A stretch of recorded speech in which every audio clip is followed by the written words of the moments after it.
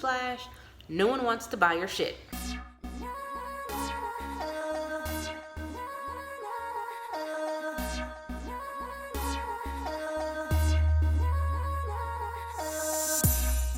Hey everyone, welcome back to my channel. If you are new here, please go ahead and click the subscribe button down below and go ahead and turn on notifications so that you will be alerted every time I post a new video. So today, I'm going to be talking about how to be more successful at getting sales. So a question that I'm asked constantly is, Dove, how do I close more sales? I have clients that say they're interested, customers that ask me about my products, I have traffic coming to my website, but I'm not getting the sales. Well, it all boils down to what kind of salesperson are you? Being an entrepreneur, you are selling something. Now, what you're selling and who you're selling to is always going to vary, but the end goal is always the same: to convince your ideal client that you are capable of providing them what they need in exchange for money. That's why today I'm going to be really digging deep and showing you how you can sell ice to an Eskimo. So the first thing you want to focus on is confidence. Consumers are going to buy into you long before they buy into any product or service. Do you come off as if you know what you're talking about? How educated are you about the product or the service that you're providing? Are you able to give answers when questions are asked, or do you look just as confused as they are? Be sure that you're speaking clearly and confidently about whatever it is you're pitching, because no one's going to want to buy something if they're not even sure that you're sure about it. Be confident when you give your prices. You know the worth of what you're providing, and it is worth it. If you are solving a problem, the dollar sign should not frighten you. The dollar sign should not make you shy. You should be confident putting it out there because you know the value that it provides. Don't be one of those people who has to whisper their prices. You're like, it's $25. No, it's $25. For just $25, you're gonna get this. Like, this is an awesome deal. Show that. Show people the value in whatever you're charging. As long as it has value, the only time someone should be nervous about a price is if they're overpricing it, meaning that the value that they're providing doesn't match up to the dollar sign that they've put on it. You can't buy supplies at Dollar Tree to make a necklace and then try to sell it for $500. There's no value in that. If you price it to match the value, then confidently express that price. If it cost you $50 to get the materials and you spent 12 hours making that necklace and it's a $500 necklace, be confident in that. You know how much it costs to make that. You know the time you took to handcraft that jewelry. Tell them that. And then you tell them the value that it's going to bring to them. You should not be shy about putting your prices out there, because that's going to make them think that there's no value in what you're offering. You also want to make sure that you are effectively communicating the problem that you solve, because newsflash, no one wants to buy your shit. What they do want is to avoid or solve a problem.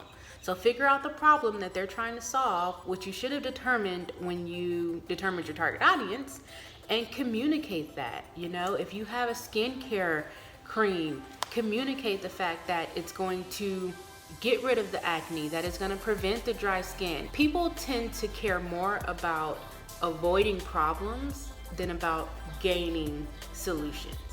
Now, obviously, the two go hand in hand. If you gain a solution, then you've avoided the problem, but the human mind doesn't work that way.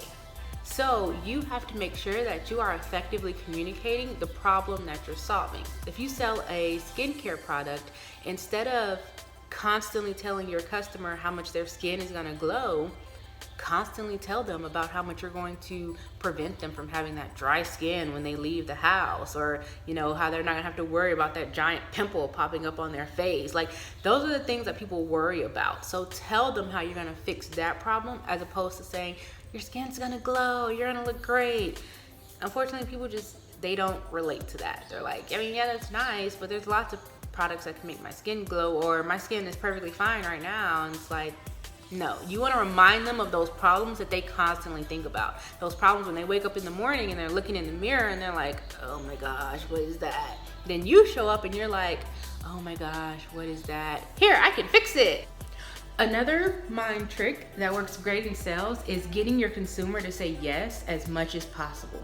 Them hearing themselves say yes will drastically increase the chances of them saying yes when it comes time to close the deal. Throughout your entire sales pitch, ask them questions that will get them to say yes. So you can say, does that make sense to you? Doesn't this sound great? Isn't this the problem that you were trying to avoid? Ask them questions that's going to get them to say yes. So then when you ended with, great, what size would you like? Great, when would you like to start? Great, how would you like to pay for this? They're more inclined to agree because now they only thinking about all the times they've said yes throughout your entire conversation. In their mind, they have no reason to say no. And then the last thing that I want to touch on is be excited about the product or the service that you're selling. This can go back to confidence again, but this has less to do with being confident in yourself and more to do with being confident in the product or the service that you're providing. If you know that you're providing a good product or service, be excited about it when you sell it. Be so excited that it's contagious and that excitement rubs off on them. If you're a business coach, be excited about the levels that you're going to be able to take your client to and show them that excitement about how excited you are for them and how great their business is about to grow. If you're excited about your clothing line, show that excitement to them and how excited you are about how great they're gonna look and feel when they're out in your clothes, how excited they're gonna be when it's 6 months down the line and the dryer hasn't totally destroyed them. Be excited about what you're selling, so excited that it's so contagious that they have no reason not to be excited about what it is you're selling them. Thank you guys so much again for tuning into my video. Again, if you have not subscribed already, please go ahead and click the subscribe button down below and turn on notifications so that you will be alerted every time I post a new video. I do have 2 additional videos coming this week. The first one is going to be good sales versus bad sales. I'm actually gonna be giving you guys examples of how to do good sales, how you can avoid those rebuttals, how you can avoid, those common statements like, oh, I can't afford it, or I have to think about it, I'm just not sure, ways to get around that, as well as, how you guys can just really close those deals and bring in more income, because all entrepreneurs, we're doing the things we love, we're doing the things we're passionate about, but we also need to bring in some type of income so that we can eat. All right, guys, please leave me a comment down below. Let me know what other content you would like. Let me know what other questions you'd like for me to answer. Give this video a thumbs up, and I'll see you guys next time. Peace. Oh, my laptop is... If you're selling a promise? Do people sell promises? Can you sell a promise?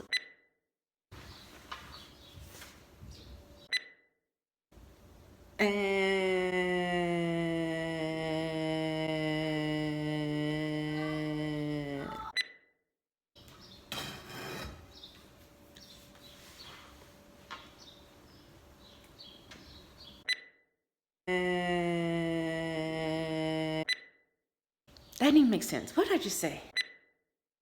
So, what did I write down? Hey. Say hi. Hi. Ready? Ready, set, Go. go. This is not what I'm supposed to be saying. What would that even look like? You want to remind the